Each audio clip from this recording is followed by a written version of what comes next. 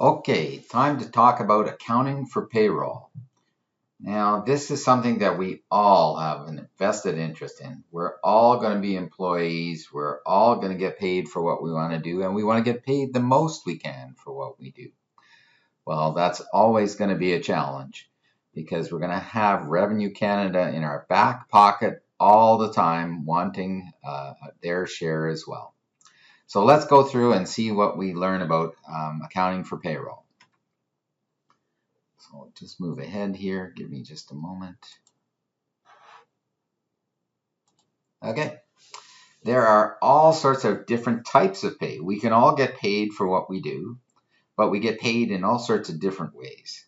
And I'm going to point you to the exhibit on page 617 of the text, where we talk about different types of employee compensation.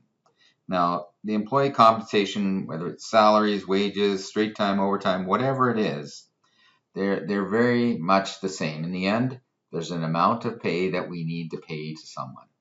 So suffice it to say that you need to understand the different types, but honestly, the calculations that flow out of these are very similar. So we know that payroll departments initially calculate the gross pay for everyone. So we all know that we'd like to get every nickel of that gross pay, but again, you don't get what you think you're going to get. Payroll departments will determine the deductions that must be taken off of your paycheck. And there's three standard ones that come off of pretty much everybody's. And they are the Canada Pension Plan, EI or Employment Insurance, and Employee Income Tax. When any one of us works for a particular business and gets paid a wage, the payroll department or the accounting department is responsible for making sure they deduct Canada Pension, EI, and tax off of everyone's check at the right point. Now, CPP and EI are determined at rates that CRA has already posted and calculated. Employees can reach a maximum amount of CPP and EI in a year. The maximums for CPP is in the area of about $3,000, and an EI is much less, closer to $1,000.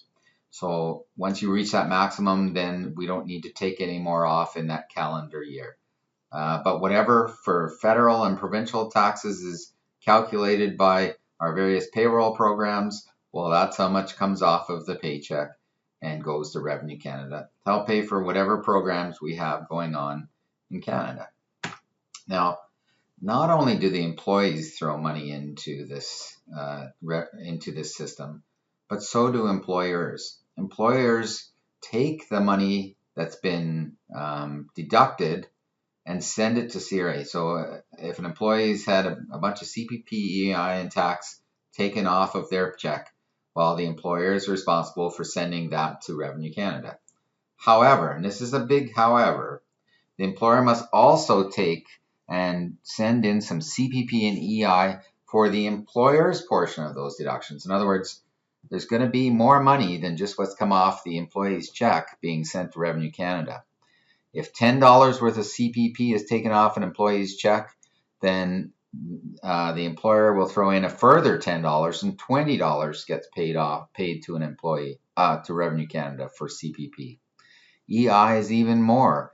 An employer will take $10 off of EI off an employee's check, and then we'll throw $14 extra in there and send a total of $24 to Revenue Canada for the total amount of EI. So you can see that there's a buck or two that gets sent into Revenue Canada on every payroll. Now, here's another example. CPP deducted from all employees in the month of January. If it was $1,000, then CPP to be paid by the employer of the matching amount would be another $1,000. So the total CPP that the employer would send to Revenue Canada or CRA is $2,000. Then for EI, if we deducted from all the employees in the month of January 2021 $800, well, then the employer is going to send in 1.4 times as well as that $800. So It's $1,120 from the employer, $800 from the employees, $1,920 worth of EI gets sent into Revenue Canada. Now, there are other deductions that payroll departments or employers take off of employees' paychecks, and sometimes there's for certain things like health and dental care premiums, social committee funds. Oh, there's all sorts of things that you could do. I think the text uses United Way funds, that sort of thing, some sort of donations. You can take whatever off of employees' checks that employees agree to have taken off of their checks. Some stuff they don't have any say in, like CPP, EI, and tax. Others they do, and so you got to be careful with how you account for that. Now, there are other payroll-related costs that employers pay and they're not deducted from employees at all. Workers' compensation is another example of that sort of thing. The employees don't pay any of those WCB costs, they're called. Instead, what happens is the employer just pays whatever those bills are, and they're usually a percentage of whatever the payroll costs are, and sends it off to the workers' compensation plan for that particular province.